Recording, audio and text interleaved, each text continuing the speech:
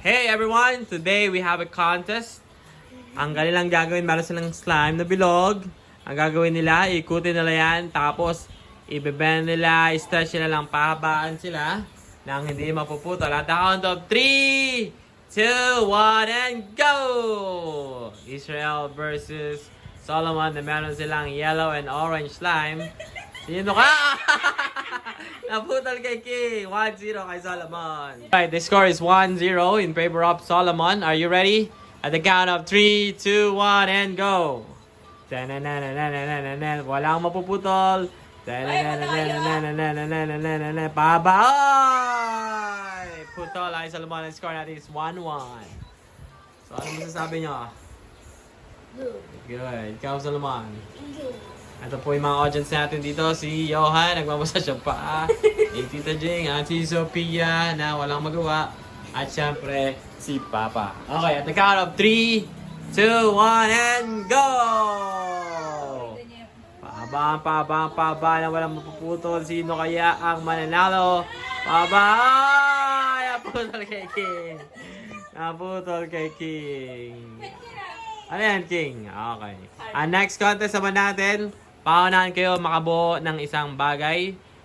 For example, ang gagawin nila ay ruler. Titignan natin kung paano sila gumawa ng ruler. At the count of 5, 4, time's up, 3, 2, 1, and pose! Taas kamay. Mama, sino nanalo bilang ruler? Walang nanalo, sabi ni Mama.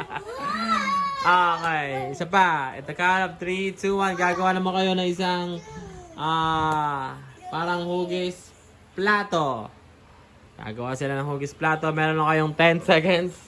10, 9, 8, 7, 6, 5, 4, 3, 2, 1, and up! Kasi my mama, sino sala ang mukhang plato?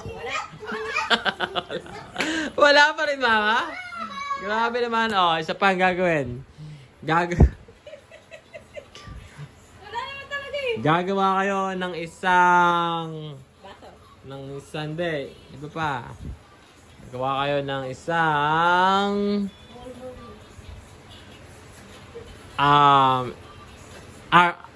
weapon.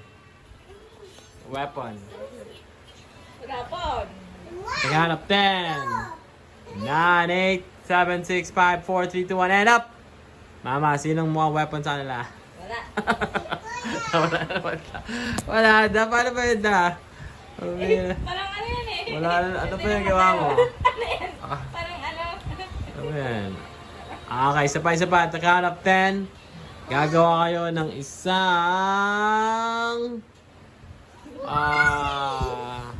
car. Magandang car. 10, 9, Mama, may manalo ka naman. 8, 7, 6, 5, 4, 3, 2, 1, and up! Mama, sino nanalo? Ano yan? Sabi mo tapos? Mama, sino nanalo? Wala. Wala na naman po nanalo, sabi ni Mama. So, tama na ako na ito.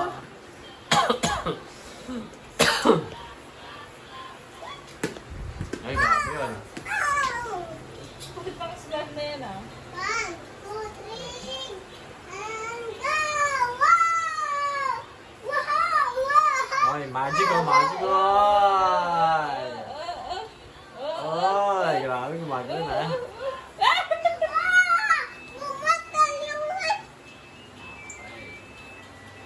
Basta po tayo. Sa laro na ito, say bye-bye. Palabat na.